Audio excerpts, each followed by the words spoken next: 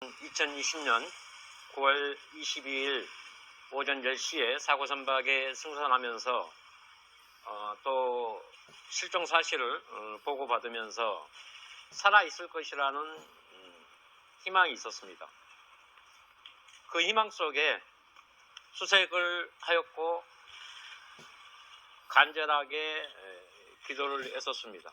하지만 정부 당국자들은 소위 SI 첩보를 듣고 동생의 죽음을 동생을 구조하지 않고 어떻게 이용을 하고 악용을 할까라는 그런 못된 짓거리를 계속해왔습니다. 문 전 대통령은 그런 못된 자들이 유능했고 잘했다라고 항변을 했습니다. 그리고 죽은 다음 날에도 계속 거짓말을 해왔습니다. 최근 얼마 전까지도 가장 비열하고 가장 경악스러운 말들을 내뱉었습니다. 오늘 문재인 전 대통령을 고발함으로써 이 사건의 시작의 전말이 드러날 것입니다. 다음 타겟은 거대 야당인 민주당을 향해서 이제 발언을 할 것입니다. 그때 당시 여당이었고 지금은 거대 야당입니다. 그 사람들은 저한테 뭐라고 했냐면 월북을 인정하면 이라는 말을 했습니다. 그것도 사건 발생 6일 후에 일어난 일입니다. 이 사람들에게 3년 동안 그 내용을 밝혀달라, 이 사실을 단 한 사람의 의원이라도 국민의 죽음에 관련해서 말하라 했는데 똑같은 언어로 달라진 게 없는데 라고 합니다. 그러면 그 달라진 게 없는 것에 관련된 것들을 이제 소상하게 밝혀보고자 합니다. 회견문 낭독하겠습니다. 문재인 전 대통령 고발에 앞서 한 사람 국민의 희생과 하나의 사건에 총체적으로 드러난 무능과 직무를 외면했던 사실들이 너무도 참담했던 사건이었습니다.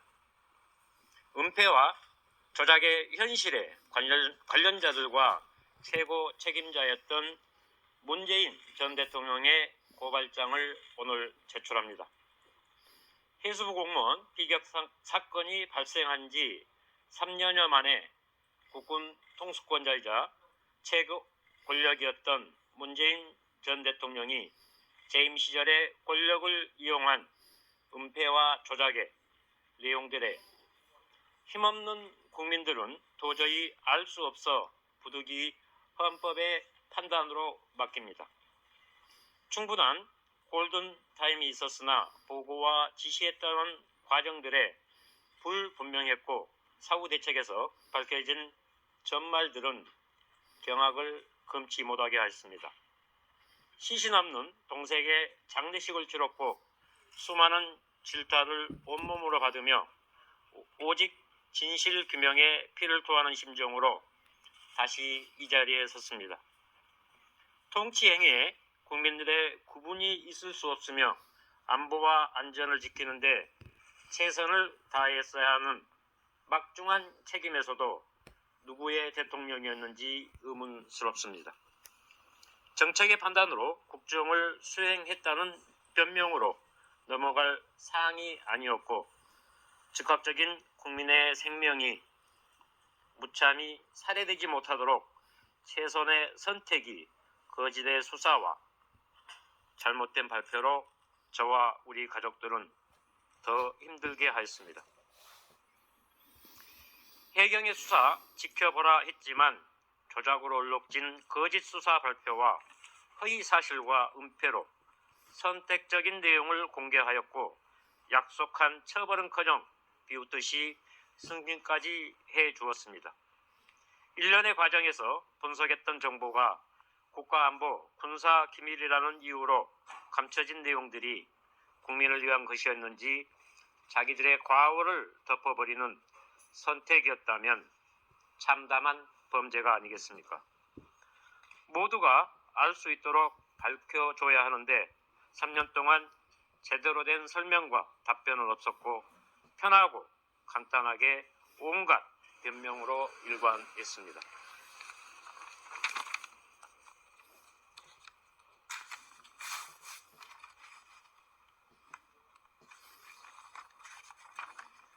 누구를 바보로 취급하며 조작과 은폐된 내용만 믿으라 하십니까?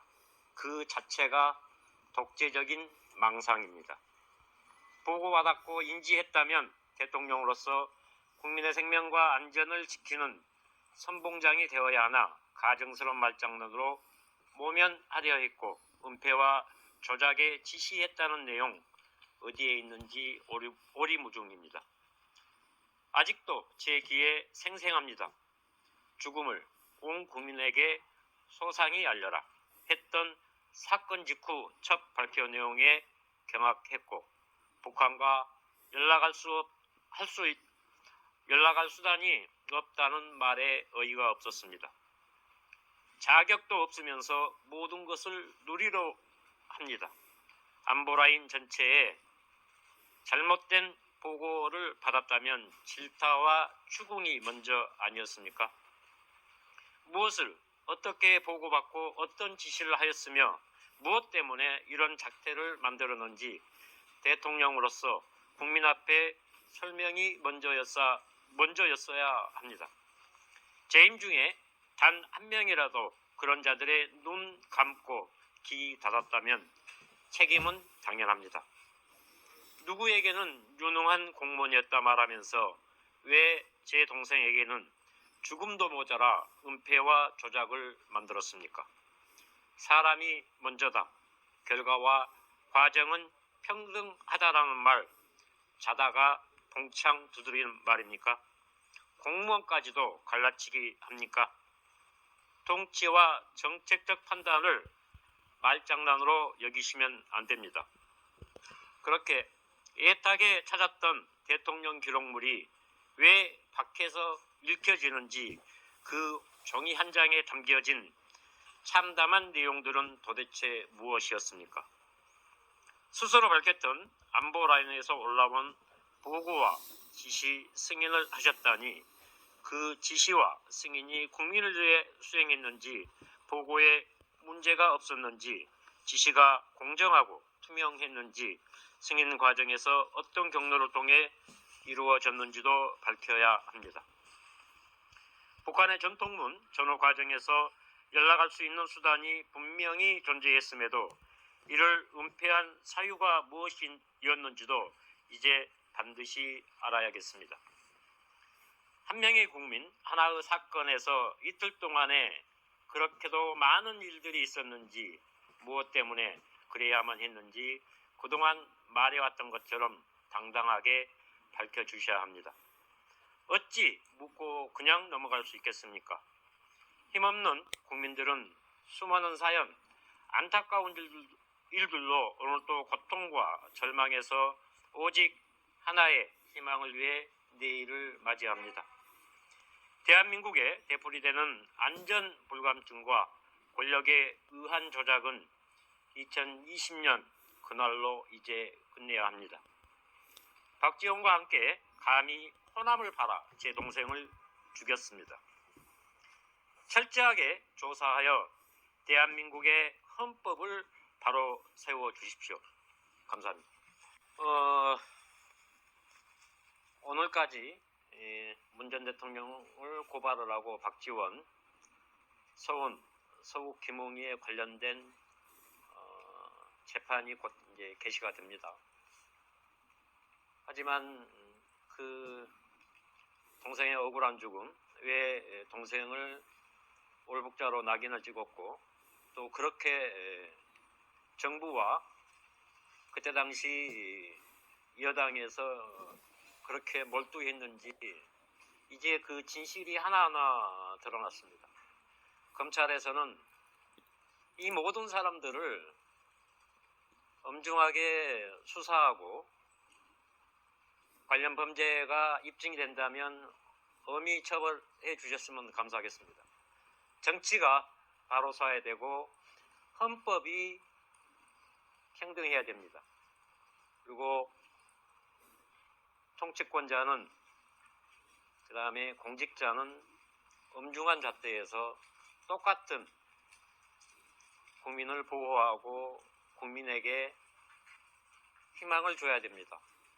하지만 우리나라 일련의 사건 중에서 가장 악랄했고 가장 조직적이었고 가장 무능했고 무참했던 사건입니다. 딱 한 사람입니다. 딱 한 사건이었고 하지만 실종 당일부터 죽음에 이르는 이틀 동안 우리나라는 어마어마한 일들이 있었습니다. 소위 말하는 정부 자산 SI 첩보를 가지고 엄청난 장난을 쳤고 사건 발생 일주일 후까지도 저를 흔들었습니다. 얼마나 저희들을 비웃었으면 그런 못된 짓거리를 했겠습니까? 어떻게 감히 국회의원들이 버젓이 찾아와 월북 인정하라 했습니다. 그러면 보상하겠다. 저 그런 보상 필요 없다. 동생의 명예와 진실을 반드시 밝히겠다 했던 말이 2020년 9월 29일 날입니다. 그것도 안산 제 사무실에 전체 6명이 왔었는데 최종적으로 방송 때문에 4명이 왔었고 그 사람들이 소상히 그렇게 했습니다.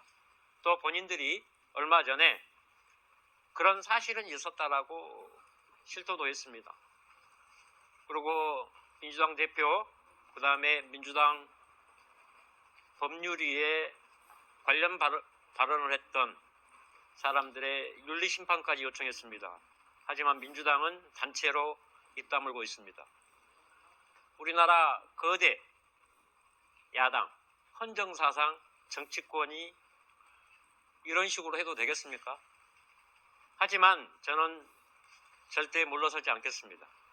이 나라가 제대로 올바로 서야 얼마 전 사건과 같은 일들이 발생하지 않습니다. 왜 그 직후에 예방하고 지키지 못하고 그랬으면서 사람들이 죽고 나니까 그렇게 떠들고 그렇게 악용하고 이용하려 합니까? 국민의 생명이 그렇게 장난입니까?